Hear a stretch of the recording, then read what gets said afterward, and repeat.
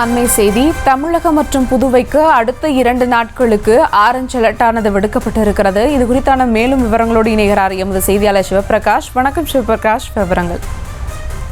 வணக்கம் சுபா. தற்போது ஏற்பட்டுள்ள இந்த பருவமாற்றம் காரணமாக தமிழ்நாடு, புதுச்சேரி மற்றும் காரைக்கால் ஆகிய பகுதிகளுக்கு இந்திய வானிலை ஆய்வு மையமானது ஆரஞ்சு அலர்ட்டை கொடுத்திருக்கிறது.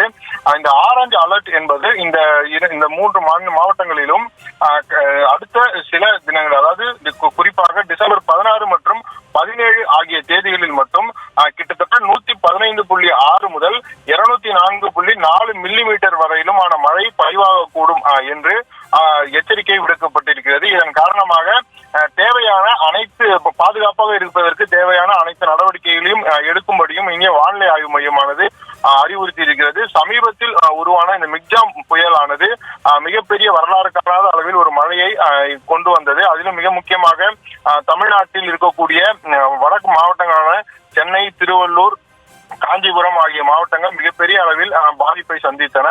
இந்நிலையில் அந்த பாதிப்பில் இருந்து இப்போது ஒரு வாரம் தான் ஆகிறது. அதற்குள்ளாக அடுத்தபடியாக கிட்டத்தட்ட 204.4 மில்லிமீட்டர் அளவிற்கு மழை பெய்யக்கூடும் என்று கூறியிருப்பதன் காரணமாகவும், அது மட்டுமில்லாமல் வானிலை ஆய்வு மையத்தின் மூலம் ஆரஞ்சு அலர்ட் கொடுக்கப்பட்டிருக்கிறது. அத்துடன் சேர்த்து தேவையான பாதுகாப்பு நடவடிக்கைகள் அனைத்தையும் எடுக்கும்படியும் இந்த அறிவிப்பில் கூறப்பட்டிருக்கிறது. விவரங்களுக்கு நன்றி சிவபிரகாஷ். செய்திகளை உடனுக்குடனும் துல்லியமாகவும் தெரிந்து கொள்ள சப்ஸ்கிரைப் பண்ணுங்க.